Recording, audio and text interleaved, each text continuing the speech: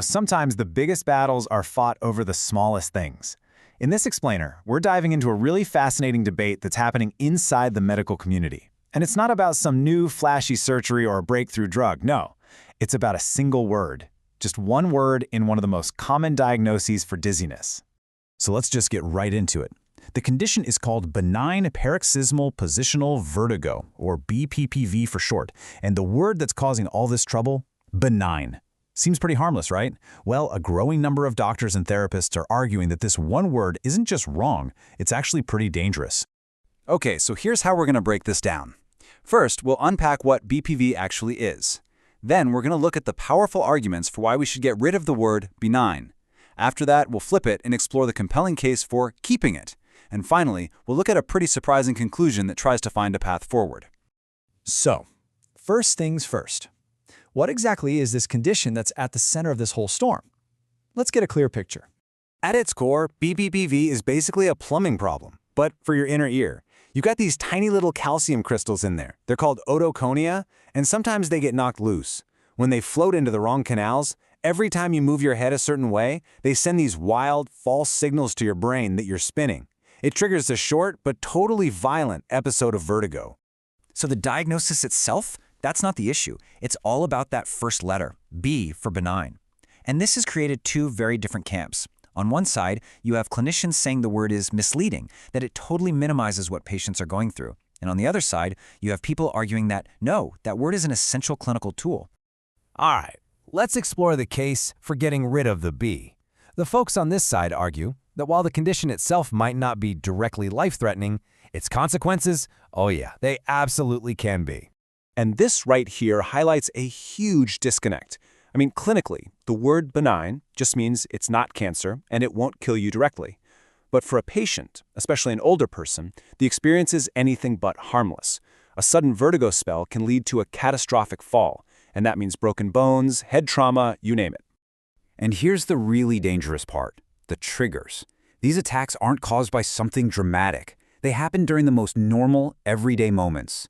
Rolling over in bed can suddenly feel like you've been thrown from a roller coaster. Bending down to tie your shoe can end with you on the floor. It's the sheer unpredictability that makes it so terrifying. So what this all boils down to is that calling the condition benign can feel really dismissive to the patient. It just fails to capture the very real risk of getting hurt, the constant fear, and the huge impact it has on a person's life. The argument is simple. The name needs to reflect the reality of the experience. But hold on, this is far from a one-sided debate.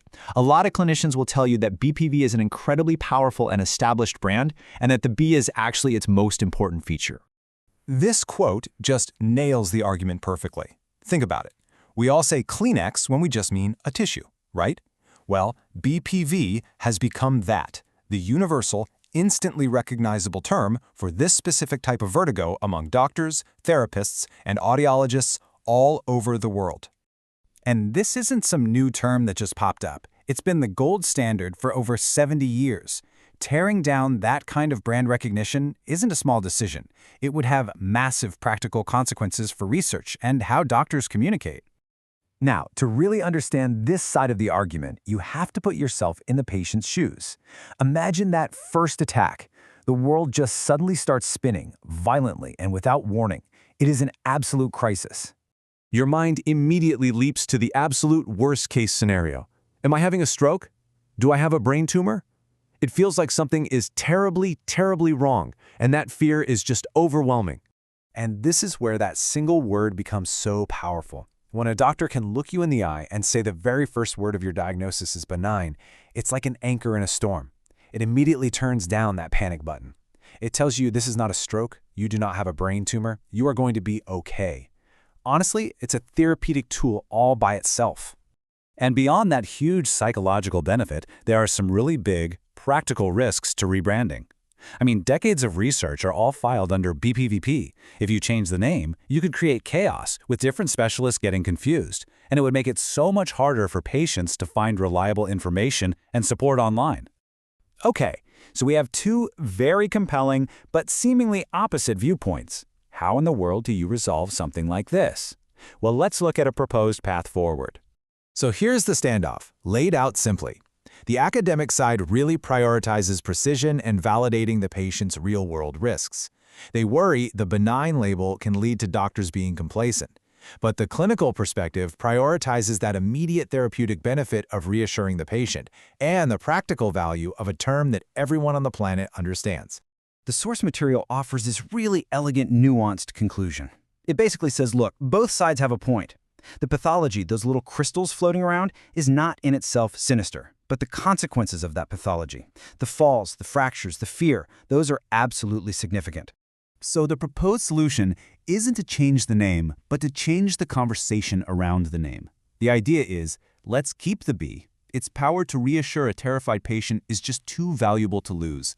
But, at the same time, clinicians have a responsibility to educate that patient that while the cause is benign, the risk is sinister. It's about empowering them with the whole picture. Ultimately, this whole debate leaves us with a really powerful question. Are we treating the nystagmus, that's the clinical sign, the involuntary eye movements doctors see, or are we treating the person, with all their fears and their real-world risks? It's a heck of a reminder that in medicine, words aren't just labels, they're tools, and they can either wound or they can heal.